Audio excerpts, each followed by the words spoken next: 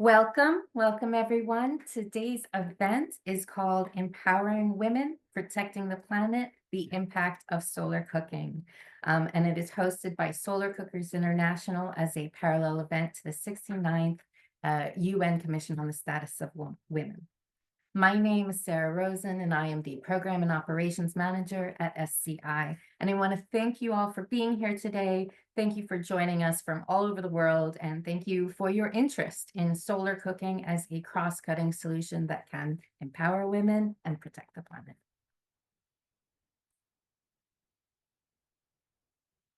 A few quick housekeeping items.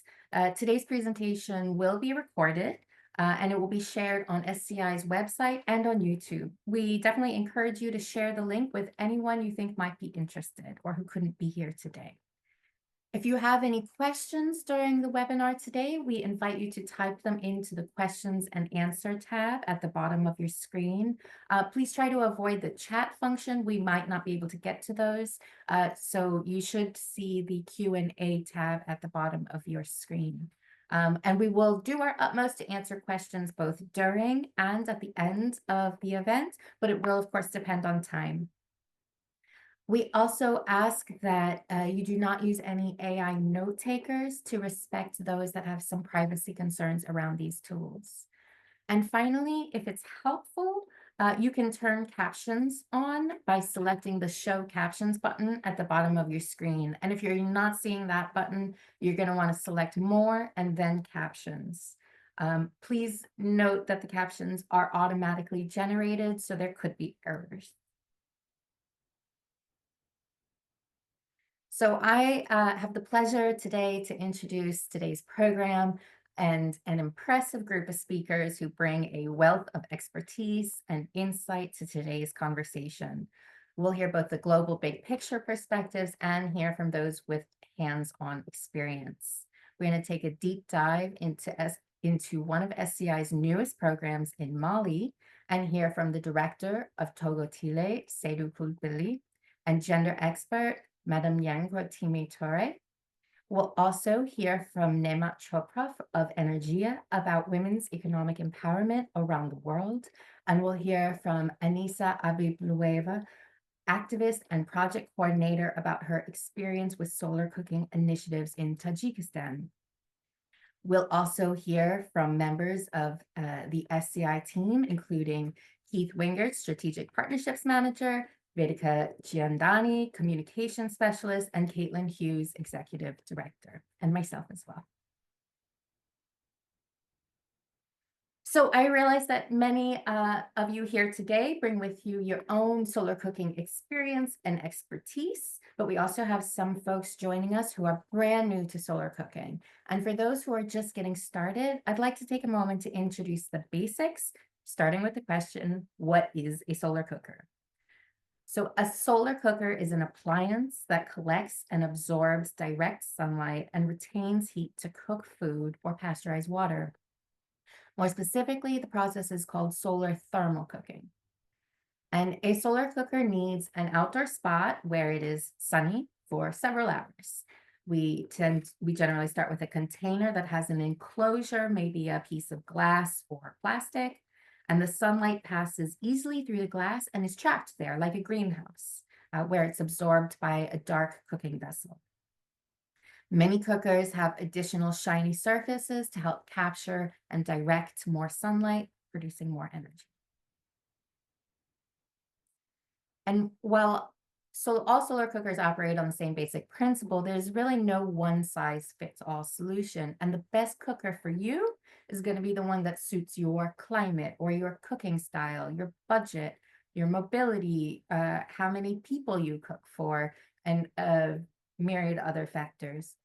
Fortunately, with hundreds of different cooker designs, there's a solar cooker to fit almost any situation. And here we see three of the more common types of cookers. On the left, we have a reflective panel cooker, which are typically simple and very portable and budget friendly. In the middle, we have an example of a box oven, which is a little sturdier than the panel cooker and uses mirrors to redirect the sunlight. And on the right, we have a parabolic cooker, which can reach quite high temperatures and concentrates the sunlight on a central point. Solar cookers are often used with important complementary technologies, such as a retained heat basket, which will keep the food warm after you're done cooking for hours. They also work with water pasteurization indicators, or WAPIs for short, which ensure that the water is heated to a safe temperature, making it an effective tool for water pasteurization as well. Here we see a few more different types, including Fresnel lens and mirror cookers. These use a series of angled steps or concentric grooves to concentrate sunlight, which helps achieve high temperatures with a little less bulk. And we also see a couple examples of evacuated tube cookers, which make use of very well insulated glass tubes that can cook food quickly and are really great for small meals. Um, and on a personal note, I used my own evacuated tube cooker just today to cook some polenta for lunch. So that is to say that we at SCI also love to solar cook, and we do it often. And so, yeah, anyone can solar cook. In addition to the cookers that we just saw, which mostly accommodate individual households or small groups, we also see larger institutional solar cookers being used in restaurants, schools, community spaces, and production facilities. So the images that we see here depict an institutional rooftop system at the Shirdi Sai Baba temple in India. And the system uses sunlight to generate steam and is capable of cooking up to 40 to 50,000 meals a day.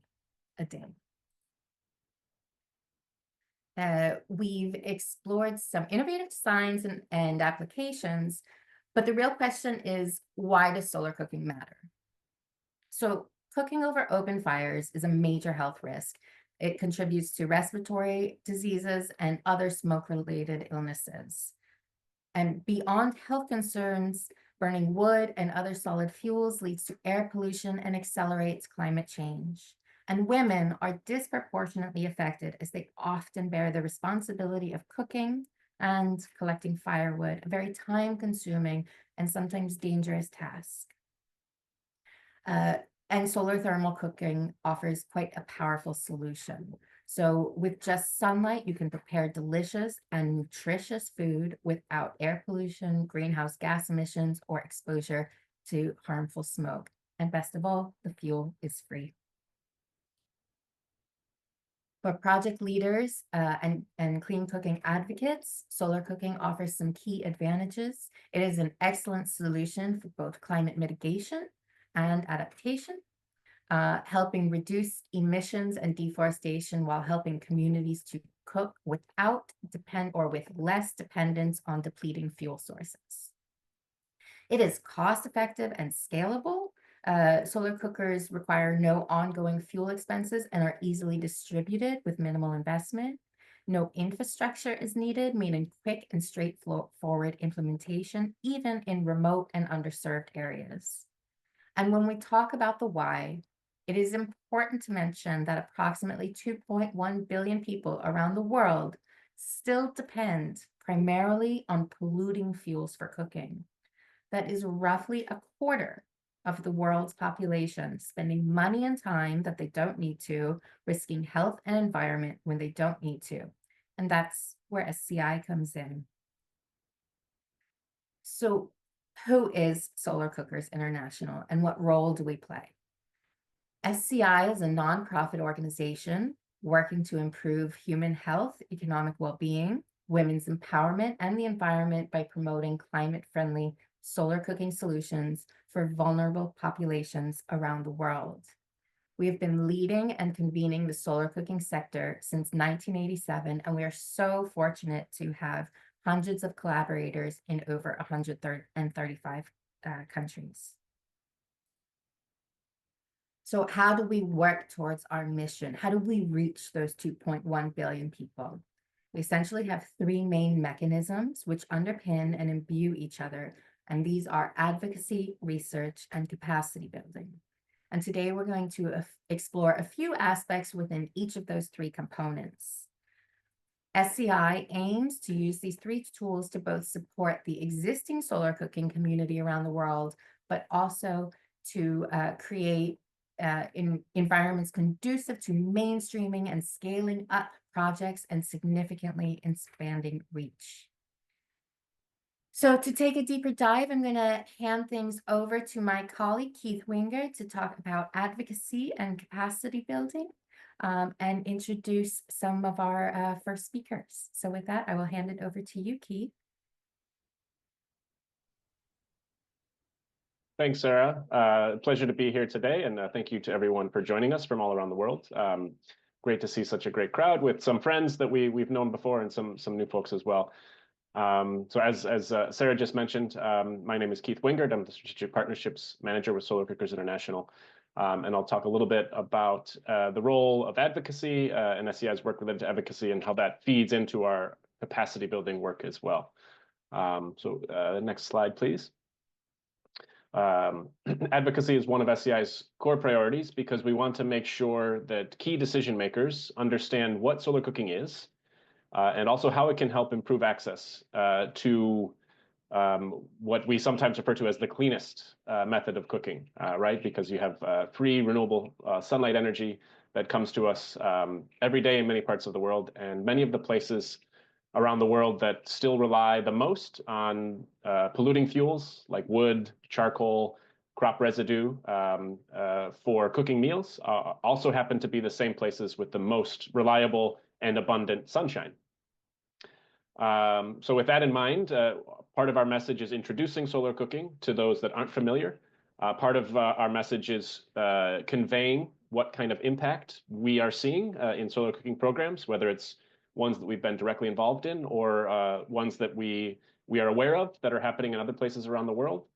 Part of that message is that solar cooking is a clean cooking solution that has a number of co-benefits or impacts across all 17 of the United Nations Sustainable Development Goals.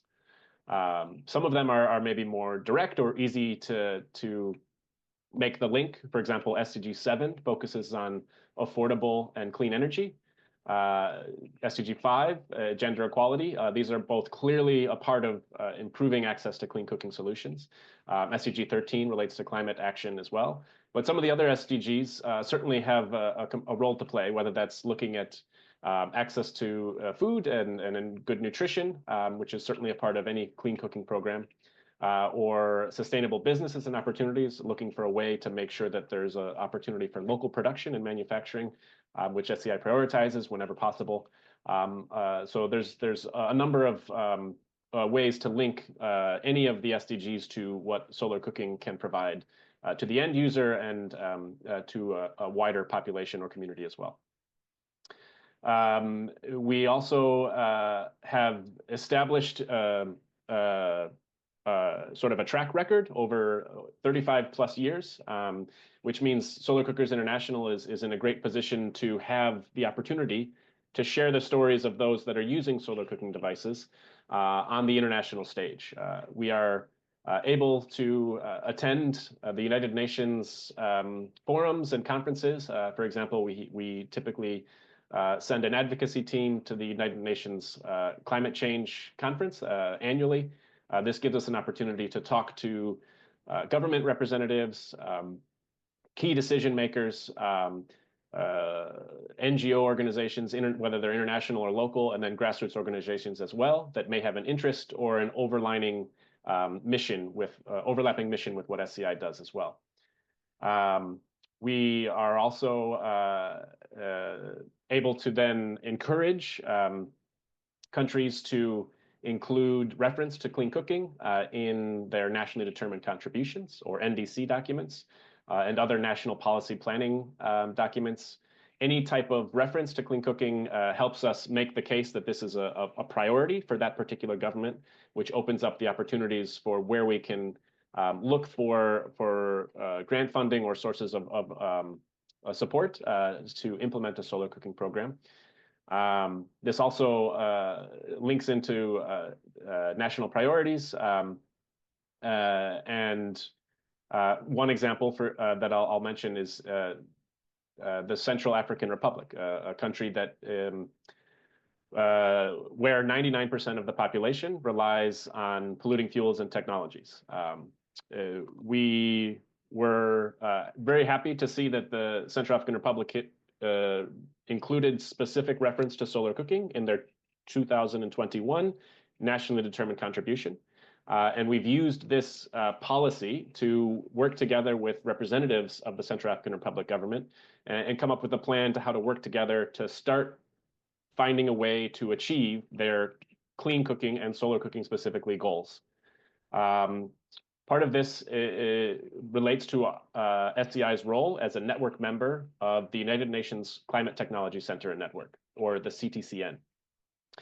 SCI joined the CTCN a few years back, and part of this UN mechanism is intended to help countries identify climate technologies that they think can be impactful, and to use the network members to help implement pilot programs and technology transfer capacity to countries where mitigation, adaptation, and loss and damage are a high priority with the changing climate that we have around the world.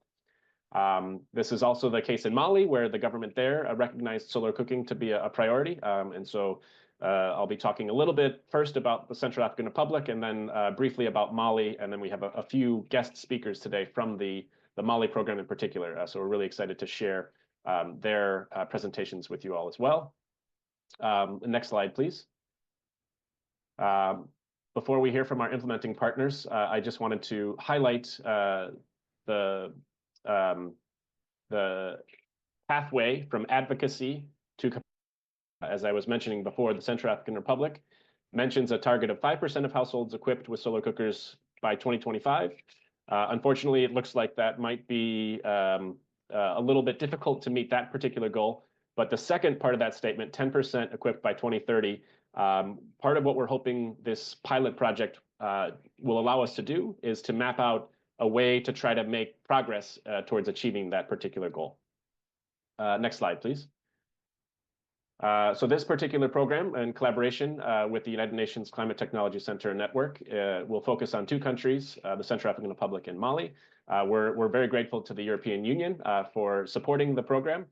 And I'll just, for those that aren't familiar with the CTCN's main focus or priority is to facilitate the connection between countries and climate technology solutions, accelerating the development of transfer of technology for low carbon and climate resilient initiatives at the request of developing countries. So for both of these programs, government representatives in the Central African Republic and in Mali asked the CTCN for support on solar cooking, and Solar Cookers International, as a network member, was selected to be the implementing partner with the CTCN and those local institutions in each country.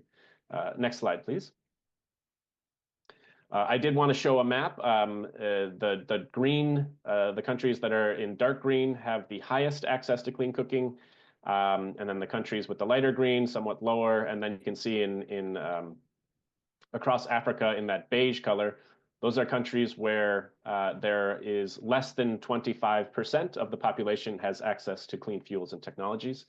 As I mentioned previously, in the case of the Central African Republic, that number is 99% of the population that relies on biomass and other polluting fuels for cooking. And in Mali, the data that we've seen from the World Health Organization suggests that the number is 98%. So these are both countries with a significant dependence on those polluting fuels and technologies. Next slide. Part of the environmental focus is a reduction in demand on forest resources. So this shows a starting point of 1990, where the Central African Republic had just over 37% of its land covered in forest. Next slide. By the year 2020, 30 years later, that had dropped to 35.8%. Although that's only 1.4% over the course of 30 years, there is clearly a trend line.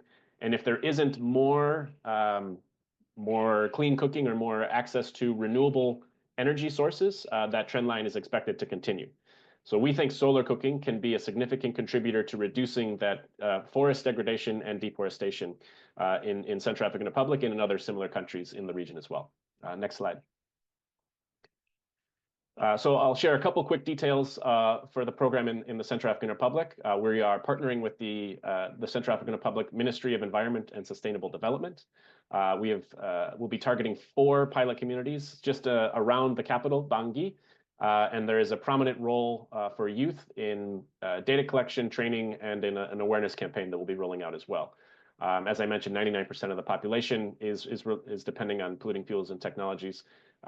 So there's over 5 million people that are looking for improved access to clean cooking technologies. Next slide. I mentioned the role of youth. This is a really critical and exciting role of this particular program because we think the more young people we can get interested and aware of solar cooking, the better that will set us up for future opportunities. So we do have 20 University of Bangui students that were selected and trained last year in September. We will also be establishing a youth committee in the coming weeks that will contribute to the project outcomes. And these students and other youth community representatives will be involved in community engagement, training, data collection, and the awareness campaign to introduce solar cooking technologies to the pilot communities. Next slide, please. We also emphasize local manufacturing capacity or production whenever possible. There's a slight difference between the program and the Central African Republic, where there hasn't really been much solar cooking happening in the past. So we're working with a university, the University of Bangui, specifically the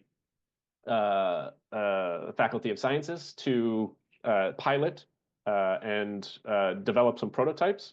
So these are some photos that came in the last couple of months, looking at different designs and building out the prototypes that can then be trialed and tested locally. We've identified 3 different designs that we'll be using. Simple cardboard cookits, which they're often referred to as cookits. And then there are more kind of long-term stable box ovens, which can last for a little bit, have a longer use life. And then there's also parabolic solar cookers as well. So 3 of those designs that Sarah mentioned at the beginning will be included in this program, and we have 180 households that will be selected through a data collection process to identify those that are most interested in trying out this new solar cooking technology. Next slide, please.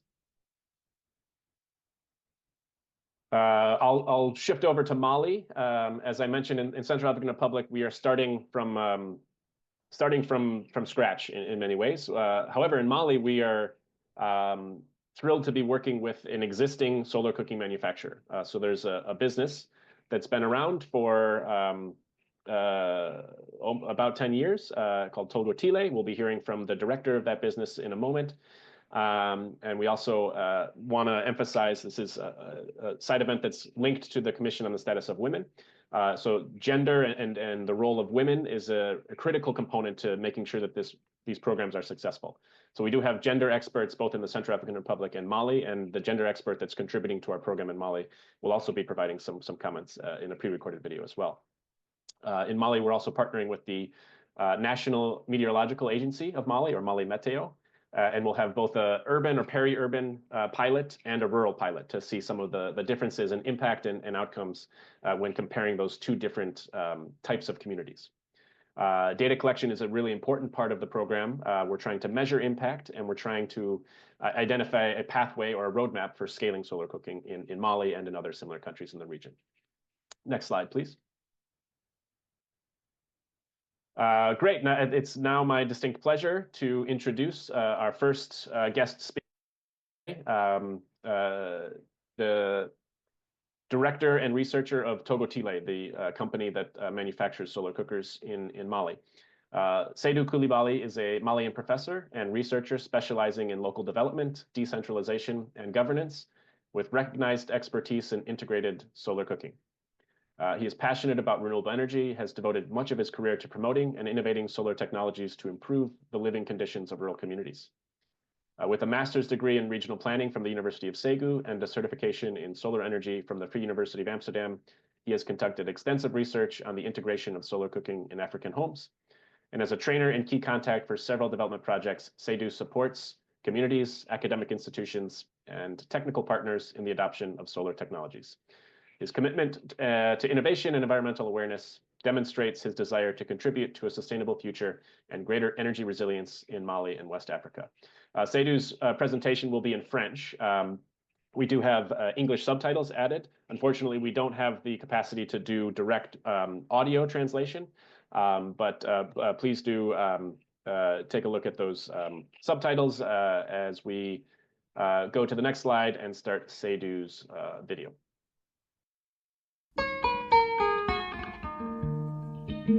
Bonjour à toutes et à tous, moi je suis Seydou Koulibaly, je suis le directeur général de l'entreprise Togo Tilé. Togo Tilé est une entreprise sociale qui évolue dans le domaine de la cuisson solaire intégrée. Nous faisons la conception et la fabrication des cuisères solaires, c'est-à-dire la parabole solaire et des fours solaires. Nous fabriquons également des boîtes à cuisson et nous fabriquons aussi des foyers améliorés efficaces qui consomment moins de bois et de charbon. L'ensemble de nos produits sont fabriqués à Ségou et commercialisés sur tout le Mali. L'ensemble de nos produits qui sont utilisés sur l'étendue du territoire malien contribuent à réduire efficacement la consommation de bois et de charbon.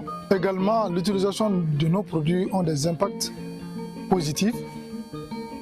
Sur le plan de la santé, l'utilisation de nos produits protège les femmes et les enfants contre les maladies liées à la fumée. Sur le plan de l'économie, l'utilisation de nos produits réduit les dépenses allouées à l'achat du bois et du charbon. Et sur le plan environnemental, l'utilisation des cuisères solaires, des paniers thermos et des foyers améliorés efficaces contribue à la protection vraiment des forêts. La cuisson solaire est une technologie appropriée pour le Mali pour deux raisons. La première raison, le Mali, par sa position géographique, est un pays ensoleillé. La deuxième raison, la rareté et la cherté du bois et du charbon. Et on peut également ajouter la maîtrise locale de la technologie de cuisson. Aujourd'hui, le Mali est signataire de plusieurs accords sur le climat. La rareté du bois et la cherté du charbon doivent orienter les décideurs politiques et les ménages à se tourner vers la cuisson solaire. Aujourd'hui, l'exemple est là. Le projet de cuisson solaire financé par l'Union européenne à travers Solar Cooker International qui est exécuté dans la commune de Banamba et dans la commune 5 de Bamako, avec la contribution de Mali Météo. Le projet est en train de rendre les femmes de ces différentes localités heureuses. Elles se voient aujourd'hui plus libres. Elles ont une forme de liberté grâce à l'utilisation des cuisères solaires, grâce à l'utilisation du panier thermos. Elles n'ont pas besoin de rester dans la cuisine pour voir si le repas est cuit ou pas. La cuisson peut se faire à l'absence d'elles. Les pères de famille sont heureux aujourd'hui parce qu'ils voient leurs dépenses allouées à l'achat du bois et du charbon se diminuent de jour en jour grâce à l'utilisation des cuisines solaires, des foyers améliorés, des paniers thermos. J'invite Solar Cooker International et ses partenaires, l'Union européenne, à multiplier ces genres d'actions dans nos communautés. C'est grâce à cette intervention les femmes de ces localités seront protégées vraiment contre des maladies liées à la fumée. Et ce projet qui a été initié aussi par ses partenaires va contribuer à maintenir les jeunes filles à l'école parce qu'elles auront moins d'activités à mener en brousse dans le cadre de la recherche du bois pour la cuisson.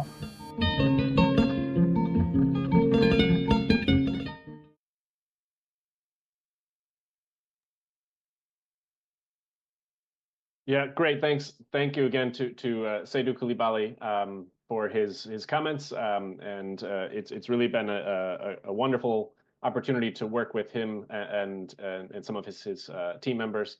And we're really excited about the pilot that we'll be implementing in the coming months. We've done a lot of the foundational work in putting together plans and working with the government representatives, but we're really excited to be moving forward. Production has been taking place over the previous couple of weeks and months, and the beginnings of the pilot phase where we'll have those households actually using those solar cooking equipment is just around the corner. So we're really excited to see what kind of response and what kind of impact the data tells us is taking place. Our next guest speaker, we're also really thrilled to have her participation today. She's also contributing to the program in Mali. Madam Niang Korotime Toure is a forest and water engineer, a specialist in innovation, development, and societies, and a gender expert for SCI's Mali Solar Cooking Project. She has extensive experience in coordinating rural development projects focused on empowering vulnerable populations. Her expertise includes advocating for alternative solutions to wood energy, integrating solar energy for domestic lighting, and its application in agricultural production and processing, particularly in rice farming. And she stands out for her ability to mobilize and empower vulnerable communities through development initiatives, emphasizing awareness and long-term behavioral change. Her dedication to promoting innovative and environmentally friendly technologies reflects her vision of a future where innovation and social inclusion serve as key drivers of sustainable progress. So I will go ahead and switch my video off, and we can go ahead and hear more from Madame Toure. Au Mali, la cuisson se fait au moins 3 fois par jour et par ménage. Et la principale source énergétique utilisée par la population reste le bois, qui s'éloigne de plus en plus des alentours immédiats, rendant son accès très difficile. Cette biomasse est non seulement soumise à une exploitation non rationnelle, mais aussi aux effets des changements climatiques. La collecte de ce combustible se fait par les femmes et les filles, qui sont aussi responsables des activités ménagères, des activités communautaires et de la fourniture de l'énergie primaire. Ces tâches de base prennent beaucoup plus de temps. Elles sont très laborieuses et surtout non rémunérées. Les femmes et les filles subissent les répercussions les plus importantes des changements climatiques qui amplifient les inégalités existantes entre les sexes, intensifient les tensions sociales, politiques et économiques et surtout constituent une menace pour la santé, la sécurité et le bien-être des femmes, les rendant plus vulnérables à des violences basées sur le genre.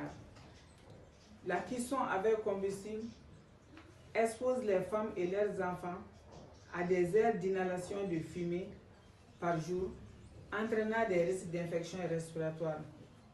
Selon les études, une femme qui prépare avec du bois de chauffe inhale pendant 3 heures de temps l'équivalent de 2 paquets de cigarettes fumées. Cette situation constitue un défi qui risque de mettre en péril les résultats de plusieurs décennies d'efforts. Les femmes souffrent toujours de discrimination et eux ont l'accès très limité aux ressources énergétiques modernes, alors que la cuisson solaire propre permet aux femmes et aux enfants d'économiser du temps en les libérant de la corvée de bois, en allégeant les tâches ménagères et les dépenses des foyers. Selon les données du projet de cuisson solaire, l'utilisation d'un cuiseur solaire a permis de faire une économie d'environ 57 000 francs CFA, pouvant représenter le prix de condiment d'environ 2 mois pour une famille moyenne ou les frais de scolarité d'un enfant du circoncis pour une année. Et cette économie peut permettre à la femme d'échapper à des violences, d'améliorer les normes de gestion des genres en se concentrant davantage sur l'éducation, la formation, le développement d'activités génératrices de revenus. La cuisson solaire améliore la qualité des aliments en limitant la dégradation des micronutriments qui sont indispensables au bon fonctionnement de l'organisme, comme par exemple le système immunitaire, et par conséquent améliore le bien-être de la famille. La cuisson solaire est un excellent moyen pour faire bouillir les plantes sans faire perdre leur qualité médicinale. Elle permet de minimiser aussi l'usage des déchets animaux ou des résidus comme combustible et d'utiliser ces matériaux comme engrais naturels, favorisant ainsi le développement durable.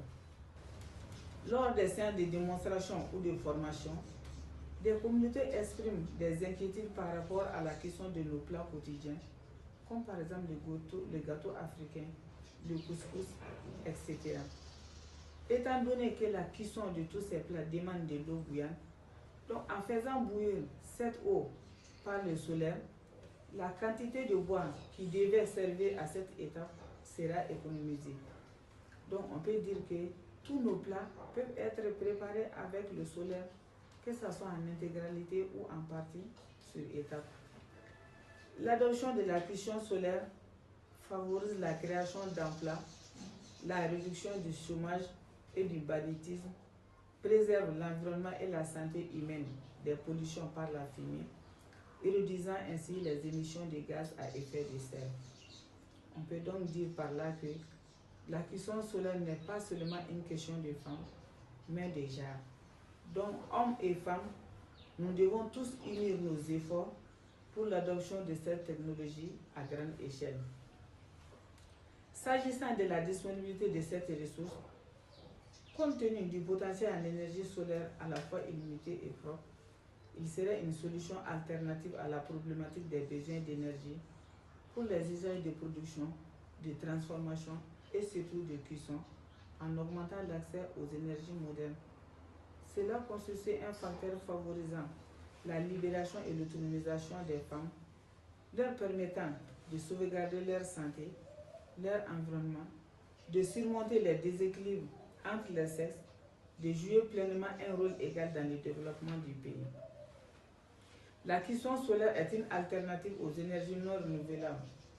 Il est donc impératif de mettre à l'échelle son expérimentation et son emploi.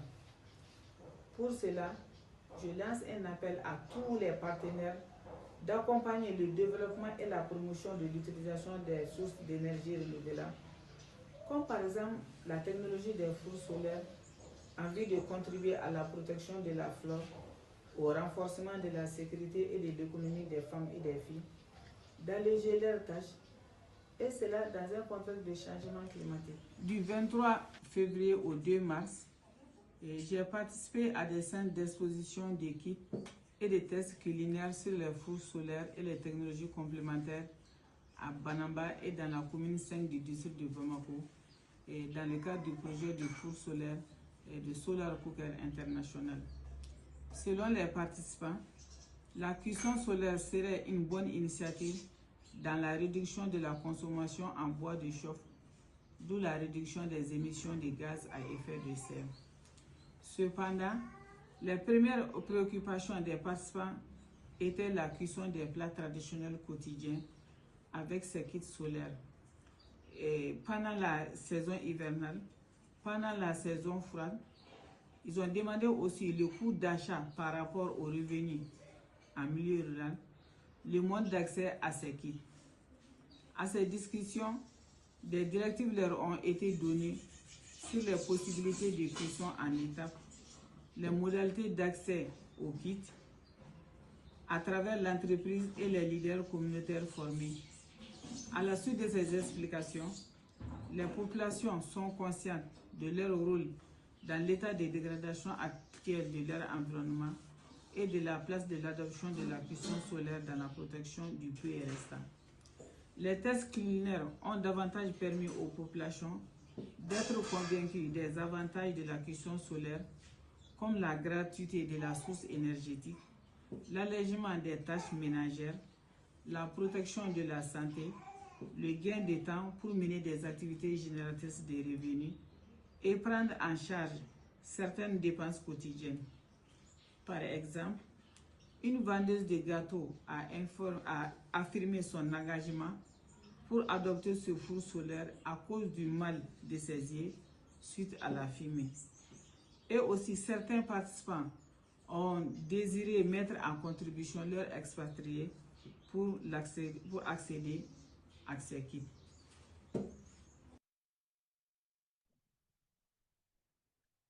Great. Yeah. Thank you again to both Seydou Coulibaly and Madam Nyankorotime Toure for their recorded presentations. It's really great to get a chance to hear a little bit more detail about their background and their experience. And as Madam Toure was saying, we're really excited about the progress thus far. Just at the end of February and into the beginning of March, we've been unrolling our awareness campaign program to introduce these solar cooking technologies to the pilot families, pilot households, and the pilot phase will be beginning in the coming weeks as well. So I wanted to also mention quickly, we do have both Seydou and Madame Toure are here in the audience. However, if there's any questions for either of them, we do have a question and answer option. So if you go below, there should be a box where you can click on Q&A and type any questions that you might have either for our guest speakers for SCI or for anything else related to solar cooking. And we'll do our best to either provide a written response, or if we have some time at the end, the last 10 minutes or so, we'll try to answer any particularly relevant questions that may come in. So I did want to mention that. And the program in Mali, we have already completed a quick needs assessment data collection process in January, which helped us identify particular households that will be included in the pilot phase. And as I mentioned, or as Madame Toure mentioned, we've also been working on that awareness campaign to introduce solar cooking, providing that kind of familiarity with the solar cooking equipment. We hope to see people that are able to start using those solar cooking equipment right away and getting positive impacts and high usage rates throughout the duration of the pilot phase. And part of that will include a training program as well when we move to distribution to help integrate solar cooking technology into the daily routines for those households as well. We will also be implementing an adoption and impact survey. Next slide, please. Okay, so yeah, I also wanted to again highlight that awareness campaign activity, as Madame Toure mentioned, in those communities.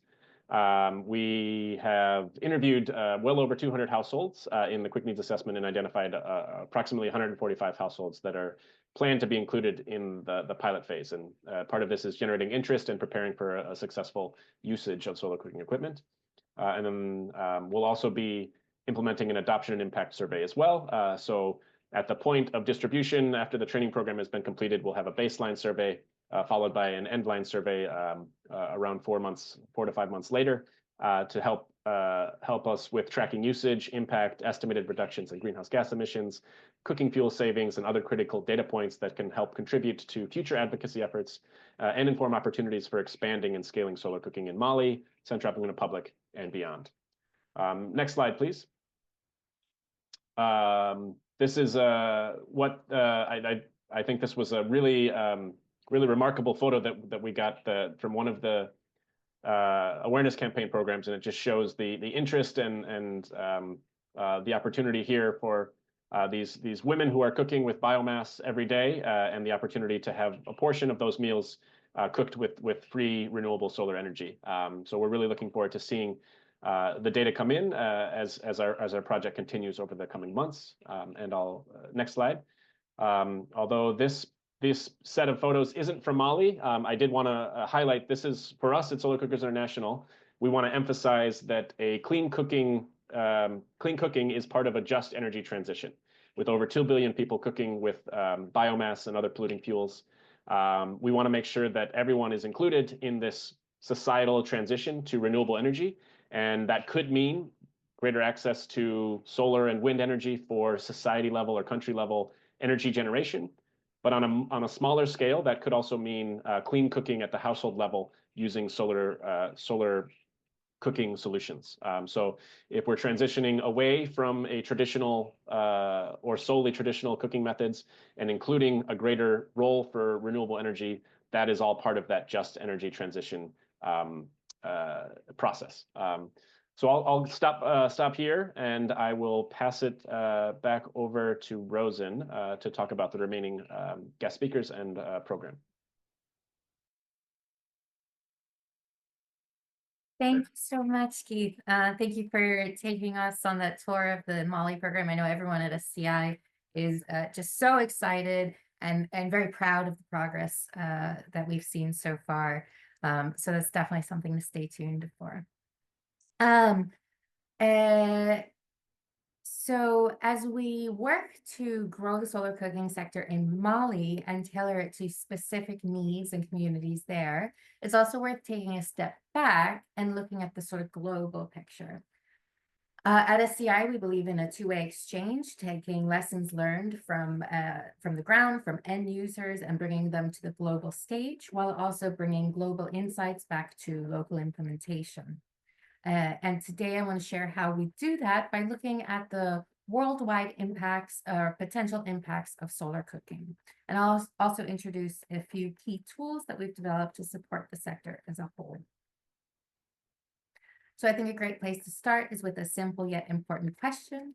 How many people worldwide are already solar cooking? So answering this isn't easy, but at SCI, we are working to find out. And we track the number and the distribution of solar cookers globally and maintain a dynamic map that visualizes where they are being used. So far, we have identified over 4 million solar cookers worldwide.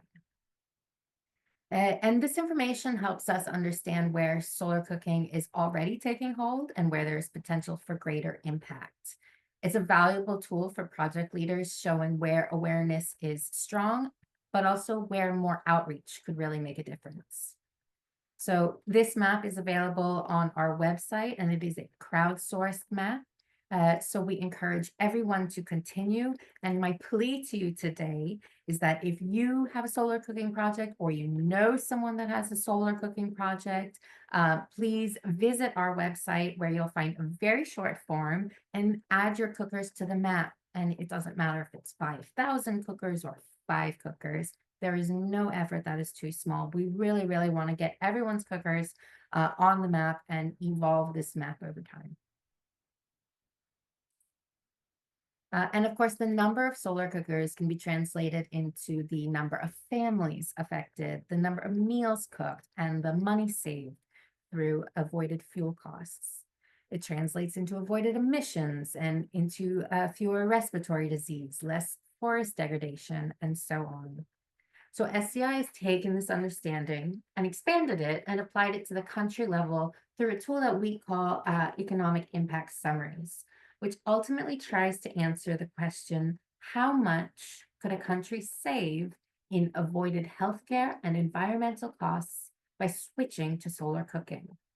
And it's very important to note here that our analysis does not assume that the entire population is going to be solar cooking 100% of the time. Instead, we model a scenario where the portion of the country's population that is currently dependent on polluting fuels, like the ones you see in this photo here, switch to solar cooking for just 25% of their meals. And this conservative estimate accounts for poor weather conditions or cooking at night. And the approach also highlights how solar cooking can complement existing cooking methods rather than entirely replace them, and that even at this modest adoption level, the potential savings in fuel and healthcare costs are tremendous. So we have an SCI's economic impact summary tool includes both a chart listing all countries together, as well as these individual country sheets, which make the information more accessible and easy to present in various advocacy contexts. So here we see the example from Mali. And as Keith mentioned earlier, in Mali, 98.8% of the population is dependent on polluting fuels for cooking, which creates smoke and contributes to 11,859 deaths annually. So by switching to solar a quarter of the time, the country stands to save $743 million US dollars. Here we also have an example from a very different part of the world, Tajikistan, and later we'll hear from someone who is working there. And here we can see that a smaller but still significant portion of the population depends on polluting fuels. And by switching to solar cooking for a quarter of their meals, more than $172 million could potentially be saved. To get to these numbers, SCI combines our own research with data from the World Health Organization, the World Bank, the U.S. Environmental Protection Agency, among others. Key factors like population size and CO2 emissions inform two critical metrics. First is the social cost of carbon, or these are also the environmental costs, which is an estimate of the economic damage of emissions on different sectors, different areas, such as coastal land loss or reduced crop yields that are affected by emissions. And the second is welfare or health costs, which is a monetized estimate of the increased fatality risk that comes with air pollution. So together, these metrics provide the total potential savings achievable through solar cooking adoption. And once we understand a country's current cooking situation and the potential impact of solar cooking, we also have to look for pathways that are going to allow us to implement projects. Countries that formally recognize the need for clean cooking solutions are going to provide the best avenues and the best chance for success. Keith mentioned this a little bit earlier, but I want to take another look that SCI, to understand a country's national priorities, examines high-level documents like the Nationally Determined Contributions, or NDCs, which are at the heart of the Paris Agreement and serve as each country's commitment to reducing emissions and adapting to climate impacts. They produce really valuable information reflecting the country's areas of focus, their most urgent needs, strategies, and targets. And to meet these needs and hit these targets often requires a country to introduce new policy or to mobilize financial resources or to establish new partnerships. And if we want to be one of those new partners, it's important to know what is in each of the NDCs. Every year, we analyze all submitted nationally determined contributions to identify where solar cooking and clean cooking solutions are or could be integrated.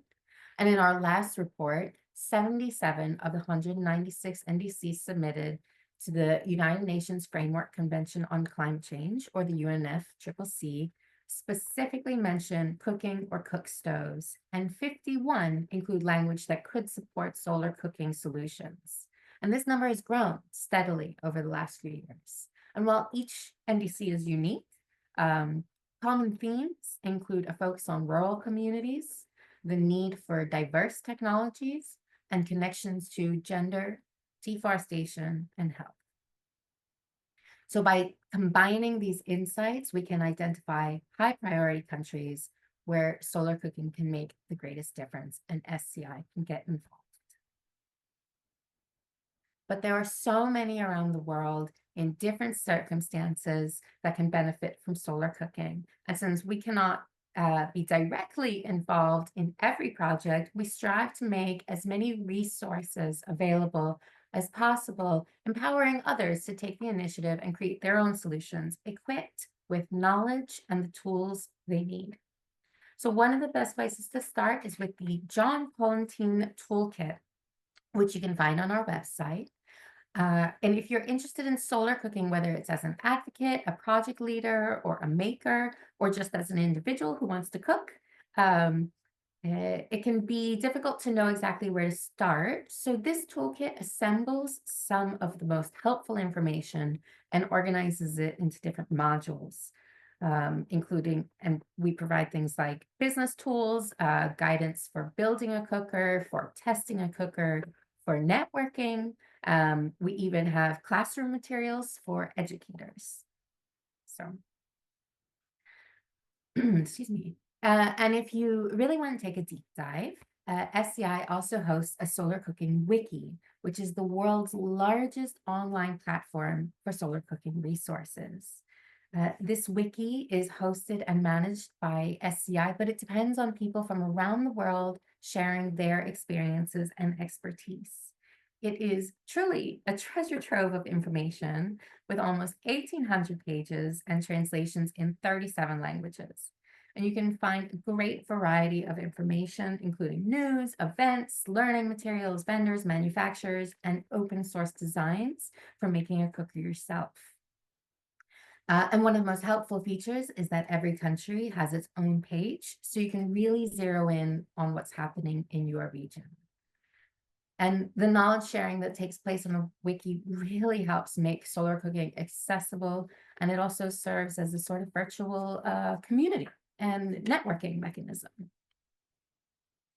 So I also just want to make sure, I want to note here that we're looking at two different websites. So the toolkit I mentioned earlier can be found on SCI's website at solarcookers.org, and this wiki can be found at solarcooking.org. So solar cooking is just one part of the global transition to renewable energy. And as I mentioned earlier, it works really well in tandem with other technologies. It can also be an accessible source of livelihood opportunities, especially important for women and girls who are seeking stability, independence, and growth. So it is my honor to introduce someone working to bring gender equity to the energy transition, facilitating an international network that champions women as change agents. Nemat Chopra has over 10 years of experience working in policy and advocacy and research with the UN and multilateral organizations, and works as an advocacy officer with Energia. She is here today to talk about the importance of economic empowerment for women in energy transition and how that applies to clean cooking solutions. So with that, Nemat, I will hand it over to you. Thank you so much, Roseanne. We have had some great interventions today and very insightful information. One of the lines which stood out to me was from one of our colleagues in Mali, which said that solo cooking is not a woman issue, but it's also a gender issue. Talking more about that, I would like to introduce and talk more about Energia and how we've been involved in clean cooking initiatives, and specifically focusing on a women economic empowerment program. Next slide, please. Well, founded in 1996, Energia is an international network which has been advocating for gender equality in the energy transition. We work in Africa and Asia at the intersection of women empowerment, energy access, and climate justice. Next slide.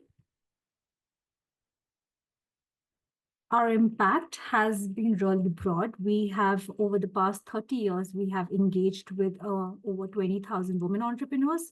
We have also helped in providing access to energy to last mile communities of over 8 million households. We have created large number of jobs for youth as well. Next slide. As part of a V program, we have 4 key outcome areas, intervention areas. One is the empowering women economically, advocating for gender equality, mainstreaming gender preferences, and last is thought leadership. I'm going to be talking more about these. Next slide.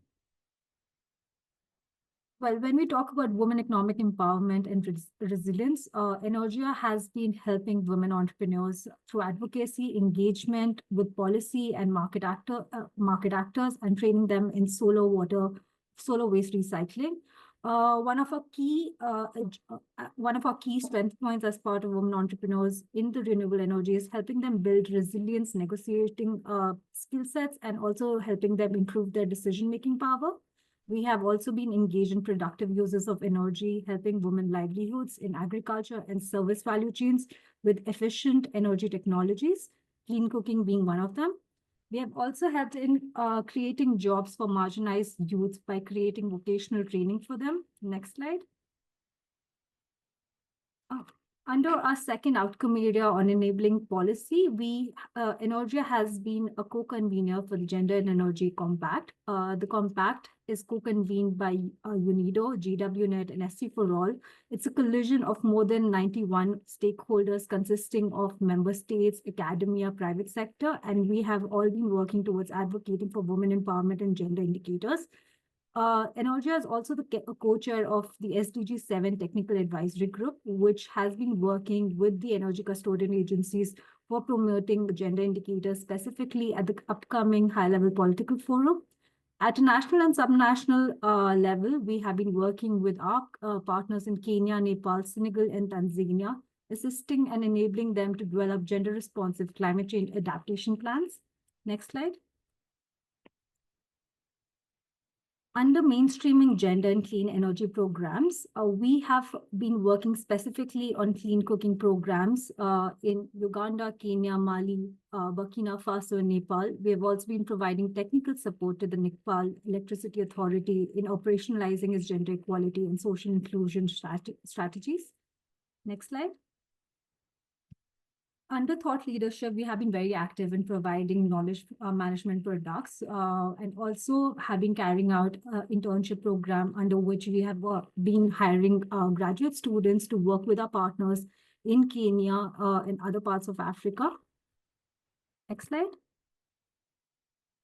In the past, we have invested in over 50 partners in 22 countries to deliver these gender actions. The map below shows the active countries we are currently engaged with regards to our clean cooking programs. As you can see on the right, we have named some of our clean cooking initiatives or programs which have had an impact on clean cooking. Majority of them fall in Africa and Nepal. Next slide. I would like to talk about one of our main clean cooking program, which is still ongoing with Arvio. That is the C Clean Cooking Program, strengthening the entrepreneurship system for clean cooking. Next slide. As we all know that nearly 2.3 billion people do not have access to clean cooking, which is impacting their quality of life. The C Clean Cooking Program is focused on providing affordable, reliable, and modern clean cooking solutions. It is based on 3 core pillars of business development support, access to finance, and enabling support. It provides skill development services and new credit facilities and financial models to help tackle high loan interest rates. One of its 2 main focus areas has been the African biodigester component, which has been focused on installing nearly 50,000 small-scale and 250 medium-scale biodigesters in Burkina Faso, Kenya, Mali, and Niger. The second component is focused on higher tier clean cooking component, where they focus on providing nearly 600,000 people in Bangladesh, Cambodia, Ethiopia, and Uganda with access to higher tier clean cooking solutions, mainly focused on tier 3. To do this, they have been focusing on the supply side of local markets. Next slide. While the objective is to address the disproportionate impact of polluting cooking methods on women, I wish to highlight that we need to recognize women's role in shaping gender-aware policies and programs if we want to find a sectoral change. Leveraging women's capacity would be of great help in developing clean energy policies and accelerating this energy transition. Next slide. Talking about the role of Energia in this program, we have been developing and applying a gender strategy in all our initiatives. Inputs have been provided on improving local supply chains and improving reliable distribution network. We have also been supporting and enhancing staff skills for gender mainstreaming in clean cooking and biofertilizers.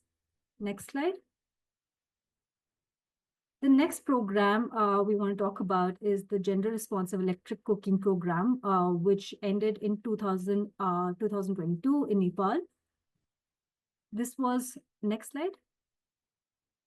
This was the research which was conducted with Practical Action and 60 Decibel and funded by the Modern Energy Cooking Services. The research was mainly focused on induction stoves and rice cookers. The data collection methods that were used were mainly phone and household surveys and informal interviews, focusing on group discussions. Next slide. I would like to talk about some of the findings of this research, which I feel that we can implement and blueprint while we are looking at clean cooking programs by different organizations. One of the findings was that even though the decision-making in a female-headed household or a male-headed household is shared by both men and women, but it's the men who mainly control the household budgets. So the programs also found out that women were less reached by official channels, and we needed a more gender responsive approach in case we needed more attendance and more participation by women. Talking about inclusivity and affordability, induction stoves program mainly reached households which were relatively well off. Lower middle income households used loans for induction stoves, with women in saving group playing a key important role. Women contributed the most to clean cooking fuels, which are electricity, LPG. Talking about shifting gender norms, cooking has always been seen as a task with a strong gendered role pattern. Men use electric cooking appliance with more than the traditional stoves. And this is one of the key areas which we thought needs to be used when we're thinking about shifting the gender norms. Shifts have not yet led to structural changes in agencies and empowerment, and there's more to be done. Next slide. Some of the recommendations that came out of this research was, first is that we need to ensure that the information reaches the women through the channels that they use. One of the methods is using hands-on cooking experiences and sharing information through local networks and having women association take part. Women need to be identified as entrepreneur opportunities in small-scale cooking. They should not be looked at mere end users, but as an active player in the energy supply chain. When you're talking about selecting a particular site of impact, the impact of cooking on electricity will usually depend on the kind of fuel or technology it is replacing. The impact of electric cooking we observed will be the greatest when replacing biomass such as firewood or charcoal. Focusing efforts in areas which are heavily reliant on fuel wood is more time-saving and benefits are more in terms of improved air quality and health. We would like to recommend that in order to increase the use of electric cooking, we need a more comprehensive approach that not only expands the user base, but also enhances grid capacity and reliability. Next slide. Next, please. Lastly, I would like to just mention that Energy has been part of the Dutch Spark Steering Committee. The Dutch Spark is a network of organizations that have joined forces to accelerate transition to clean cooking. They have been contributing to the accessibility of clean and efficient cooking solutions by acquiring and sharing knowledge and supporting and demonstrating successful concepts in practice. Thank you so much.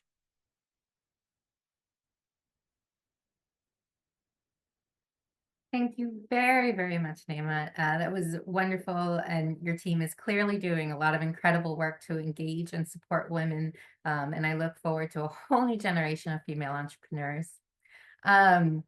Next, we are going to hear from another impressive woman, Anissa Abibuleva, who is an environmental activist, board member of the Climate Action Network, EECCA, and works as the project coordinator for Little Earth, engaging women, youth, and minority groups in sustainable development.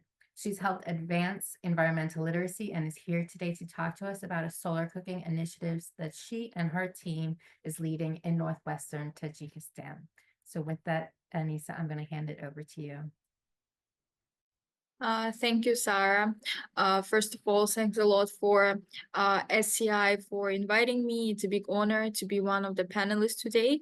I represent public use environmental organization Little Earth. We are a grassroots organization based in Tajikistan, and today I will try my best to talk about gender responsive climate solution in Tajikistan. Next slide, please. Firstly, shortly about us, we were established in 1997, one of the first environmental organization established in independent Tajikistan.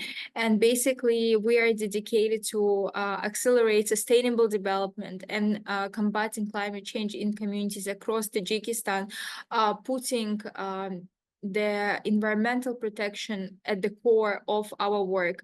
We mainly work with the remote and mountainous communities. Overall, Tajikistan is really mountainous. 93% of Tajik landscape is covered by mountains. So we target the most vulnerable, especially considering our context. Tajikistan is one of the most vulnerable countries to climate change in Central Asia and Eastern Europe. Next slide, please. Overall, what we do, what our main directions are is the sustainable energy solutions, which I will definitely talk about shortly. It's action for climate empowerment, youth-led environmental action, and promotion of environmental awareness and literacy. And shortly, you will see across my presentation all of these different factors. Next slide, please.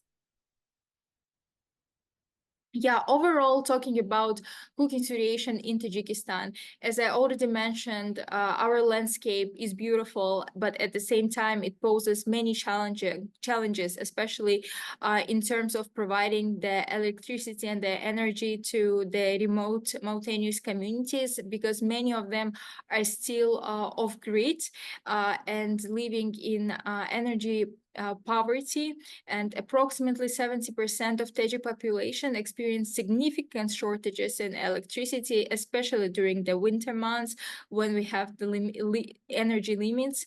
And 74% of rural population still lives in rural area, and up to 40% of Tajik people still rely on dirty fuel. Basically, here you can see some of the conventional stoves that people use that generate crazy amount of indoor pollution, and these are traditional. Below you can see the traditional tandoor. It's also like the cookers where women, overall only women, bake the local bread. Next slide, please. Overall, I want to give an example, just a glance of our model, the way we use, why actually we decided that solar cooking is an amazing idea considering Tajik context, based on the example of the Yaknop Valley, which is remote mountainous region in northern West Tajikistan, and which is the home to the most isolated and indigenous communities in the country. And due to its uniqueness, actually, the government gave it a status of a national natural park.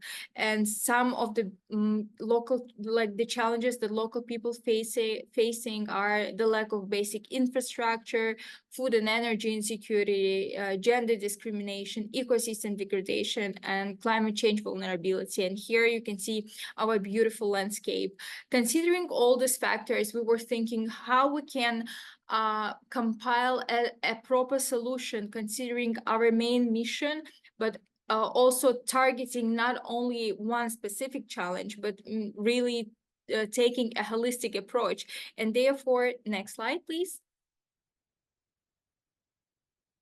And therefore, we came up with our project on women engagement in climate innovation. So in terms of our model, of course, when we start the project, we will do the prior assessment of the area, because overall, Tajikistan is really abundant with the sun. Up to 94% of days in Tajikistan are sunny, but it happens that in some of the villages there are like the mountains covers the village and create the shade. So we do the prior needs assessment to see overall how people live, what are their basic needs.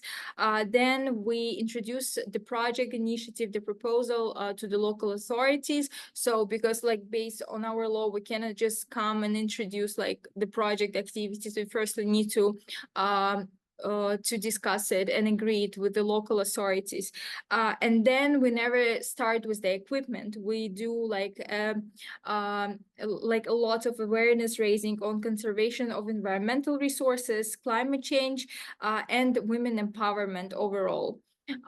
Then we basically try to provide them with the new opportunities, because after we distribute the solar equipment and after they are already like empowered, their capacity is developed, they realize that they will have more spare time to spend, and therefore we take them to the study tours, usually to the district centers. For some of our women, it's basically their first time in their life to go outside of their village, and they're pretty impressed what actually women can do and how they can generate their own income. And therefore we take them downtown to illustrate what they can do actually with the time that they will have when we distribute the equipment. And after this, only after this, we basically distribute all the equipment, and these are usually the solar parabolic cookers and energy efficient stoves, also the fast cookers, which basically improves their well-being, but putting women and youth in the center of our work. We assemble all the equipment together. We explain how to use it for 2 to 3 days. We also observe what works, what doesn't, where they need any help, and overall provide them a short manuals in the local language so they can have it, like basic maintenance and etc. etc. And we have like a small tradition that after we assemble the equipment, we cook either lunch or dinner together, or sometimes breakfast if it's too late to cook using the sun. Yeah, next slide, please. And just to give you a glance of our rich cuisine, like Tajiks are overall Central Asians, are very well known with their national dishes. And here you have like our national soup that many people actually cook using our the distributed equipment. Some of our communities also manage to cook the bread with the parabolic cookers. And also, of course, the plov, it's our national rice dish. And the last one is the kurutop. It's not very specific for all regions of Tajikistan, but some of our communities, our beneficiaries of also make the bread using the solar cookers.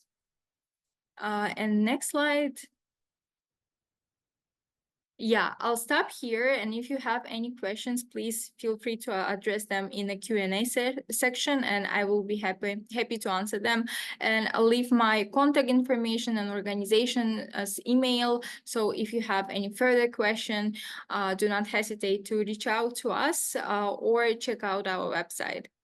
And thanks a lot for your attention. And once again, thanks to SCI for the invitation. Thank you so much, Anisa, for your very insightful presentation. It was great to learn more about Little Earth's initiatives in Tajikistan. Hello, everyone. I'm Vedika. I am the communication specialist at Solo Cookers International, and I will take you through our various communications platforms for information sharing and show you different ways to stay engaged with SCI. Next slide, please. Our website, solocookers.org, is an excellent resource where you can not only learn more about SCI, but also about the significant role of solo cooking in the advancement of all 17 United Nations Sustainable Development Goals. There are a few key web pages that we highly recommend visiting. The first one is our media coverage webpage. Here you will find several articles related to solo cooking, news featuring SCI, DIY tutorials, and the impact of solo cooking on communities in different parts of the world. Next is our Kakuma refugee camp webpage, where you can follow the journey of one of our program participants as they transition from using harmful fuels such as charcoal or firewood for daily cooking to using no-emission solo cookers that improve health outcomes and also protect the local ecology from deforestation. Next slide, please. Our newsletters webpage features stories from local collaborators and communities who have benefited greatly from adopting solo cooking. Our latest spring newsletter features SCI's new United Nations funded programs in Mali and the Central African Republic. You'll also find stories directly from our program participants in Kakuma refugee camp in Kenya, among several other valuable information. These newsletters are a great way to stay informed about the latest developments in the world of clean cooking and success stories from around the world. And finally, our blogs webpage provides regular information about our campaigns, global events on clean cooking, even solo cooking recipes, our press conferences, as well as our UN webinar events such as this one. This webpage is a treasure trove of interesting stories, and I encourage you to explore it. Next slide, please. We're also very active on social media. You can find us on Blue Sky, Facebook, Instagram, LinkedIn, and X. I've added the links to all our social media here, but if you just search for Solo Cookers International on any of these, you'll find us easily. We post updates from SCI every week, so if you'd like to stay engaged with us, our social media is a great place to start. You can follow us, subscribe, like, and share our posts. We love it when our supporters reach out to us on social media. And please tag us in your solo cooking posts using the hashtag Solo Cookers International. We would really appreciate it. Next slide. Next, I would like to share a few videos that will be worth your time. The first is a short film on Kakuma refugee camp, which showcases the daily struggles of residents to find cooking fuel and the life-changing impact of solo cookers on people, particularly women and children. The film also features interviews from our program participants, and I highly recommend checking it out. Another key blog highlights SCI's participation in the United Nations Climate Change Conference, COP29 in Azerbaijan last year. SCI hosted multiple press conferences with guest speakers from Kenya and Mali and took part in several side events throughout the conference. This webpage includes several event recordings and a recap of our COP29 activities. Last but not the least, I've included a link to our webinar from the United Nations High-Level Political Forum in July last year. This event highlighted how initiatives at all levels, from grassroots projects to global advocacy, can help expedite the SDGs. Guest panelists from Togo, Liberia, and India spotlighted the importance of clean cooking solutions and their interlinkages to the SDGs. I've also added a link and a QR code where you can sign up to receive regular updates from SCI. And this way you can continue to stay informed about our events, stories from our collaborators and communities, learn about SCI's participation in other global events, and a lot more. Thank you so much for your attention. Now I'll hand it over to our Executive Director, Caitlin Hughes, who will wrap up today's webinar for us. Excuse me. Thank you so much, Vedika. And a big thank you to all of our panelists. I just feel so inspired by everyone sharing about their information and their work. And I feel so honored to be part of such an inspiring solo cooking family who's working to make the world a better place in so many different ways. So we've gotten a lot of questions in the Q&A, so thank you all for doing that, many of which are about how to get involved with Solo Cookers International. So there are a lot of ways. First of all, I want to give a very special thank you to our supporters, because we could not do this important work without you. So there are a number of supporters who are on our call today, which is great, so that you are hearing about the impacts that you are making. Thank you. And of course, we always encourage more folks to join and support the movement at whatever level works for you.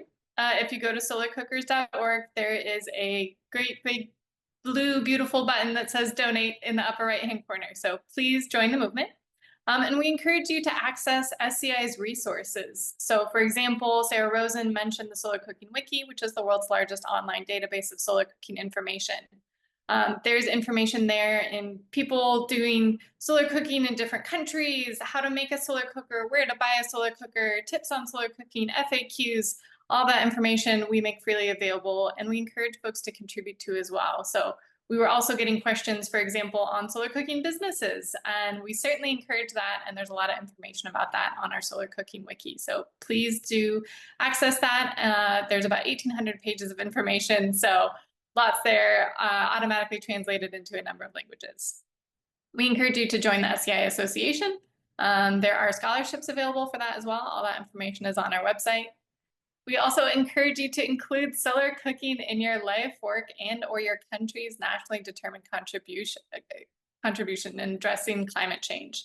So solar cooking I love, and as Sarah Rosen mentioned, many of us are solar cooks, and anybody can do it anywhere the sun shines. So it is such a global solution, and it's such a beautiful thing that we can all be a part of. And of course, we encourage Solo Cookers International Performance Evaluation Process, or PEP testing of solo cookers. That helps give more information to solo cooks or implementing agencies as far as the power of different solo cookers, so that that can be part of the factors considered and what the best fit is for the most successful solo cooking solution. Next slide, please. SCI also offers consultancy services. So this would be, for example, for people or organizations or countries who are looking for a lot more in-depth support. So obviously we'd love to be able to provide this for free to everybody, like our other resources, but this requires a lot more in-depth time and hence financial support for that. But there are a number of things that we can offer in terms of guidance to help projects be more successful in implementing solar cooking, and they're listed here. So please feel free again to go to our website, solarcookers.org, in order to see that.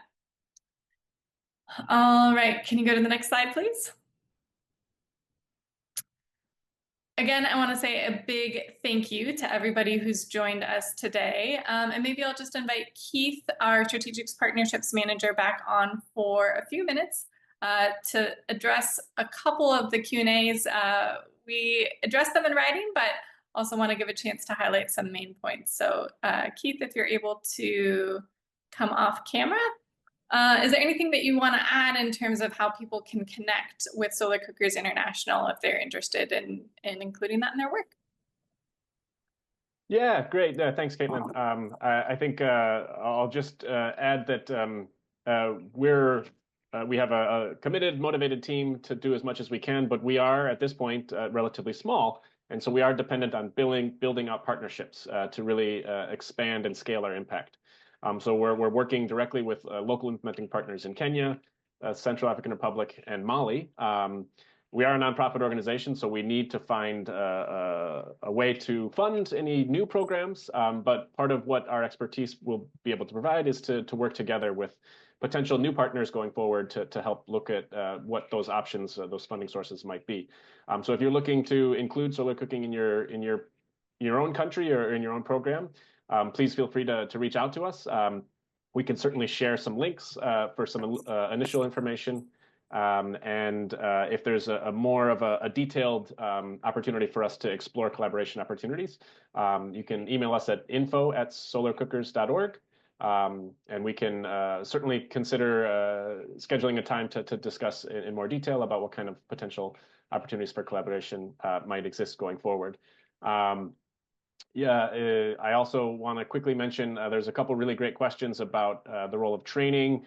The program in the Central African Republic does have an emphasis on youth, but it really is important to have those experienced cooks, some of those older women, also contributing to that knowledge base and making sure that that behavior change is incorporating the daily practices of all of those households.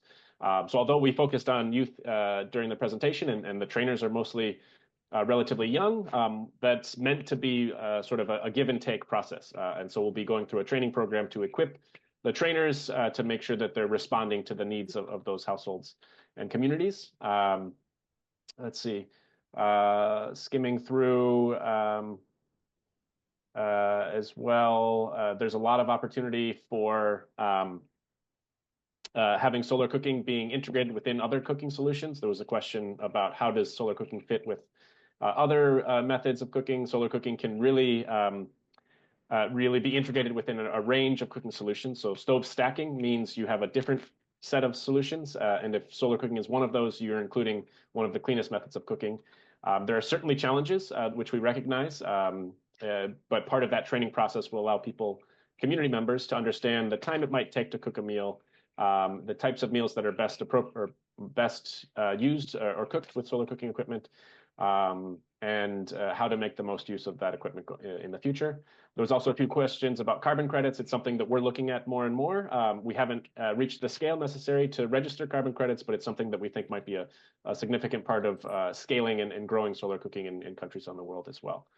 So those are just a couple of questions. I will also add, we are planning to post this video to our website. So if you missed something, you can go back and rewatch the video to see something again. Or if you are not a native English speaker, it'll be posted eventually to YouTube, which does have an option to automatically have captions in whatever language you speak. So that would be a great opportunity to go back and get a little bit more detail if you are interested. And also, please do, if anybody else you're aware of that might be interested, feel free to share the link to the recorded video as well, so that we can get the message out to as many people as possible about what solar cooking is, how it works, and how we can keep expanding progress on accelerating access to clean cooking. Wonderful. Well, thank you so much, Keith, for jumping on. I know we've had so much engagement and so many questions, a lot of which we've been able to answer in writing, but thank you for hitting some of those highlights. And thank you to all of our attendees for joining, for learning more about solar cooking, for being solar cooking advocates. I also want to give a special thank you to Solar Cookers International volunteers, especially our board of directors. And again, a big thank you to our solar cooking supporters, as we could not do this work without you. And thank you again so much to our speakers and panelists for sharing time and information with us today. Sunny greetings to everybody. Take care, best wishes, and thank you again for being a part of this movement.